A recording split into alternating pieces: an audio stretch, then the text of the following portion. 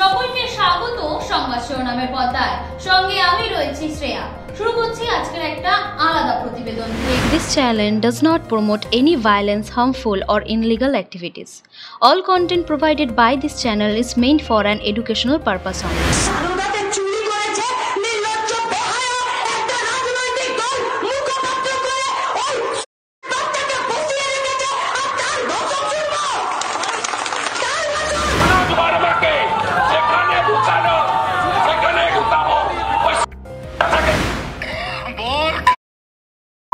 আপনি কি বলছেন? আমি অনুব্রত মণ্ডল বলছি। তোর বউ সামনেই 26 বিধানসভা নির্বাচন, আর তার আগে রাজ্যের রাজনৈতিক উত্তাপ বাড়বে না এমনটা ভাবাই কিন্তু ভুল।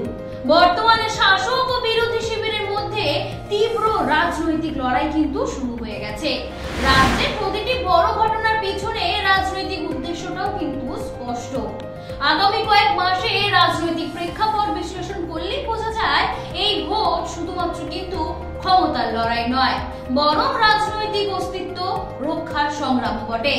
এখন আমরা ওই ইতিহাসের রাজ্যের রাজনৈতিক ইতিহাসের একটু পৃষ্ঠাটা পিছন দিকে উল্টে দেখব, ঠিক কি কি ঘটেছিল ব্রামফোর্ড আমল যে 35 বছর শাসন করেছিল তার পরবর্তী থেকে।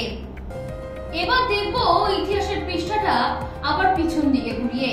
মমতা বন্দ্যোপাধ্যায় একসময় শিমুল নন্দীগ্রামকে হাতিয়ার করে ব্রামফোর্ডের দীর্ঘ শাসনকাল ভেঙেছিলেন, কিন্তু আজ তার বিরুদ্ধেই বিজেপি প্রায় একই খেলার বই ব্যবহার করছে। মুর্শিদাবাদ ঘটনাটা সেটা কিন্তু তার বড় সড় একটা এক্সাম্পল। ওয়াকফ আইনের বিরুদ্ধে নামাজের পর শুরু হওয়া সেই বিক্ষোভটা যখন দাঙ্গায় পরিণত হয়, পুলিশের পর্যাপ্ত প্রস্তুতি না থাকার দরুন ফলে সেখানে অগ্নিসংযোগ, লুটপাট, এমনকি হামলা, তার সঙ্গে 2 হিন্দু ও 1 মুসলিমের মৃত্যু হয়েছিল। এটা বড়টা ভুল হবে তাদেরকে চিহ্নিত করাটা তাদের ধর্ম দিয়ে।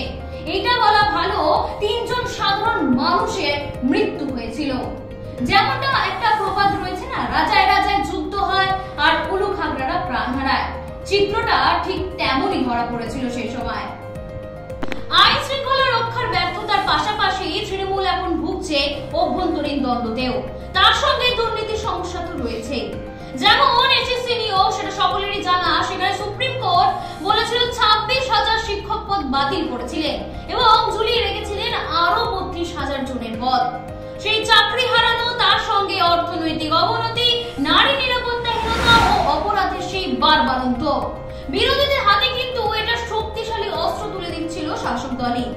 অন্যদিকে যেটা বলা উচিত, শিক্ষকরা যারা ভবিষ্যৎ প্রজন্মকে আগে এগিয়ে নিয়ে যাবে, তাদের উপরই শিক্ষকরা রাস্তায় বসছে এবং তাদের উপর রাজ্যের পুলিশ লাঠিচার্জ করছে।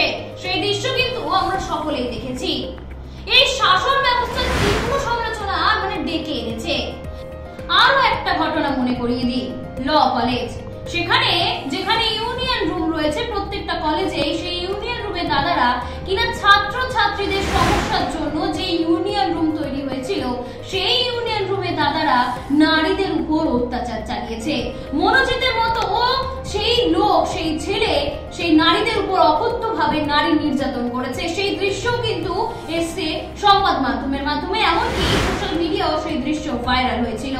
এবার আসি দলের ভিতরে অভ্যন্তরীণ দ্বন্দ্ব।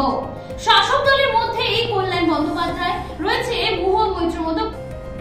এবার বলি বিরোধী দলের কাণ্ড। 9 আগস্ট অভয় আন্দোলনের সময় শুভেন্দু অধিকারীকে রাজ্যের পুলিশ কর্মীদের উদ্দেশ্যে অকথ্য ভাষায় কিন্তু কথা বলতে দেখা গেছে। এটি তো বিরোধী দল নেতার ঘটনা। আবার আসি শাসক দলের দিকে। শাসকের শিবিরে একই ধরনের উদাহরণ কিন্তু পাওয়া গেছে। অনুব্রত মণ্ডলকে এক পুলিশ কর্মীকে সরাসরি, এমনকি তার পরিবারের সদস্যদের সম্পর্কেও অকথ্য ভাষায় গালিগালাজ দিতে শোনা গেছে। 26-এর লড়াই তাহলে কোন দিকে? এই 1 বছরের মাথায় ভোটের আগে মমতার দখল স্পষ্টতই দুর্বল হচ্ছে। এখন প্রশ্ন, এই 26-এর বিধানসভা নির্বাচন কি বিরোধীদের আক্রমণ, নাকি প্রতিহত করার লড়াই, নাকি শাসক দলের জন্য নিজের অস্তিত্ব রক্ষার যুদ্ধ? মমতা বন্দ্যোপাধ্যায় এখন মরিয়া তার নিজের দলকে বাঁচানোর জন্য, নাকি ক্ষমতা ধরে রাখার জন্য? সেটা নির্ধারণ করবে বাংলার ভবিষ্যৎ, অর্থাৎ 26-এর বিধানসভা ভোট। আরো আপডেট পেতে চোখ রাখুন সংবাদ শিরোনামের পর্দায় এবং আপনাদের কি মতামত অবশ্যই কিন্তু জানাবেন।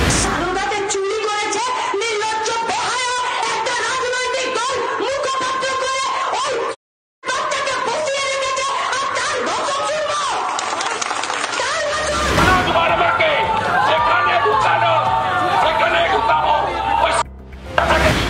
বার করে নিয়ে আসবো।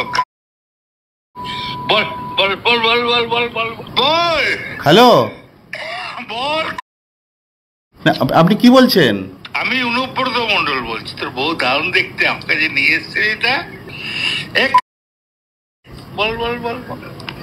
বলেছে তো আমি নারী বিদ্বেষী, তাই তো টুইটটা মহামিত্র। আমার প্রথম প্রশ্ন হচ্ছে, উনি 1.5 মাসের হনিমুন করে কি এসে ফিরেছেন ভারতবর্ষে? আর ভারতবর্ষে ফিরে এসেই কি পিছনে লাগা আরম্ভ করে দিয়েছেন? নারী বিদ্বেষী আমি নই, আমি নারীদের জন্য সবচেয়ে বেশি কথা বলি। আর মহুয়া মৈত্র এতটাই নারী বিদ্বেষী যে কৃষ্ণনগর পার্লামেন্টে কোনো মহিলা কর্মী, ভালো নেত্রী যারা, তাদেরকে উঠতে দেয় না। মানুষের পাশে, মানুষের সাথে আমরা আছি এই বাংলাতে। আপনারা দেখছেন সংবাদ শিরোনাম ডিজিটাল, মাথা উঁচু করে এগিয়ে চলার শপথ।